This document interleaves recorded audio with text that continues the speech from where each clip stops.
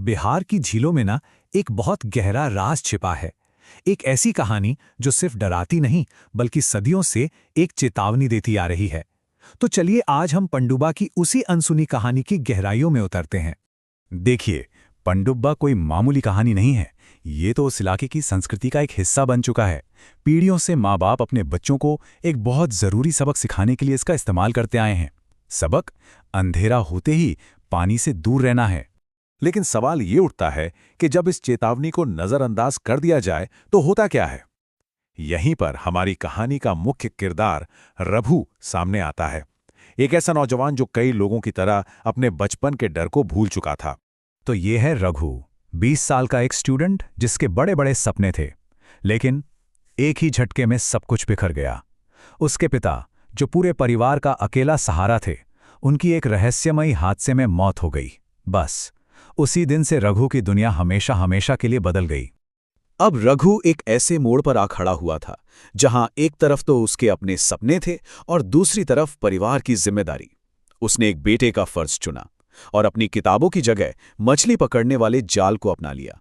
अब घर चलाने के लिए ज्यादा पैसों की जरूरत थी, जाहिर है, तो रघु ने वो करने का फैसला किया जो कोई और नहीं करता था, रात में मछली पकड़ना। लेकिन यहां एक अजीब बात हुई। जैसे ही वो तालाब पर पहुंचा, उसने देखा कि सूरज ढलते ही जितने भी पुराने तजुर्बेकार मछुआरे थे वो सब किनारे की ओर लौट रहे थे। उसके चाचा ने कांपती हुई आवाज में कुछ ऐसा कहा कि रघु के बचपन का भूला हुआ डर जैसे फिर से जिंदा हो गया।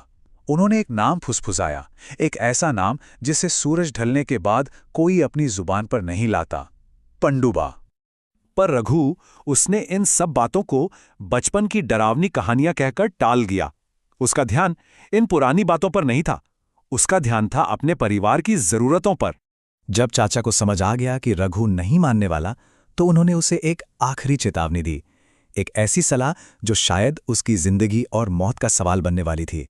तो सोचिए, आधी रात का वक्त है, चारों तरफ घना अंधेरा और एकदम सन्नाटा। झील का पानी भी बिल्कुल ठहरा हुआ। घंटों की मेहनत से थका हुआ रघु अपनी नाव में अकेला है और बस घर लौटने की तैयारी ही कर रहा है। और तभी उस गहरे सन्नाटे को एक आवाज ने चीर दिया, एक ऐसी आवाज जिसे रघु कभी भूल ही नहीं सकता था। ये उसके मरहूम पिता की आवाज थी और वो आवाज उसे अपने पास बुला रही थी। ये कैसे हो सकता था? रघु का दिमाग चीख चीख कर कह रहा था कि यह नामुमकिन है, लेकिन उसका दिल उस जानी पहचानी पुकार की तरफ खिंचता जा रहा था। वो एक अजीब सी कश्मकश में फंस गया था। घबराकर रघु ने नाव मोड़ने की कोशिश की, लेकिन नाव अपनी जगह से 1 इंच भी नहीं हिली। ऐसा लगा जैसे पानी के नीचे से किसी अनदेखे हाथ ने उसे मजबूती से पकड़ लिया हो। और जैसे ही रघु ने नीचे पानी में झांका, उसका तो खून ही जम गया। पानी में पनडुब्बा था, पर उसकी आंखों में डर नहीं था, बल्कि एक अजीब सा सम्मोहन था, एक ऐसा खिंचाव जो रघु को अपनी तरफ खींच रहा था। पता नहीं कैसे रघु उस सम्मोहन से बाहर निकला और अपनी पूरी ताकत लगाकर चप्पू चलाने लगा।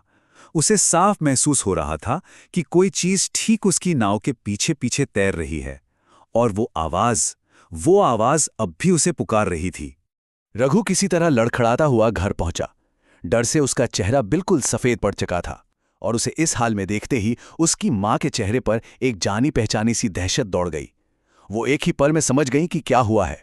फिर मां ने कांपते हुए वो राज खोला जिसे वो अब तक अपने दिल में छुपाए हुए थीं। उन्होंने बताया कि रघु के पिता के साथ भी उनकी मौत से ठीक 1 रात पहले बिल्कुल यही सब हुआ था। उनकी मौत कोई हादसा नहीं थी, वो पनडुब्बा का शिकार बने थे।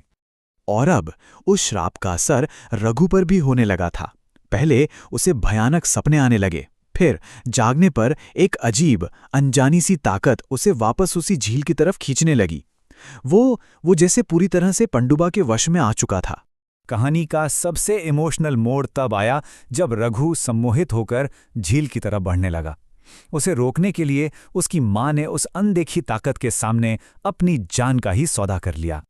और एक मां की पुकार का असर देखिए तुरंत हुआ। झील का जो बेचैन पानी था वो अचानक शांत हो गया। रघु की आंखों से वो धुंध छट गई। वो आजाद था।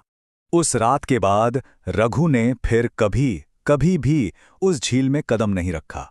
जाहिर है उसने एक ऐसा सबक सीखा था जो दुनिया की कोई किताब नहीं सिखा सकती। तो ये कहानी हमें यही याद दिलाती है कि जो पुरानी लोक कथाएं होती हैं ना, वो सिर्फ मनोरंजन के लिए नहीं होती हैं। असल में ये चेतावनियों का काम करती हैं। ये हमें उस अनदेखी दुनिया का सम्मान करना सिखाती हैं जिसे शायद हम पूरी तरह कभी समझ ही नहीं पाते। तो आखिर में एक सवाल तो उठता ही है कि क्या पनडुब्बा जैसी कहानियां सिर्फ मनगढ़ंत किस्से हैं, या फिर ये उन भोली बिसरी सच्चाइयों की तरफ इशारा करती हैं जिनसे हम आज बेखौफ हो गए हैं? इसका जवाब कौन जाने, शायद उन्हीं अंधेरी झीलों की गहराइयों में कहीं छिपा हो।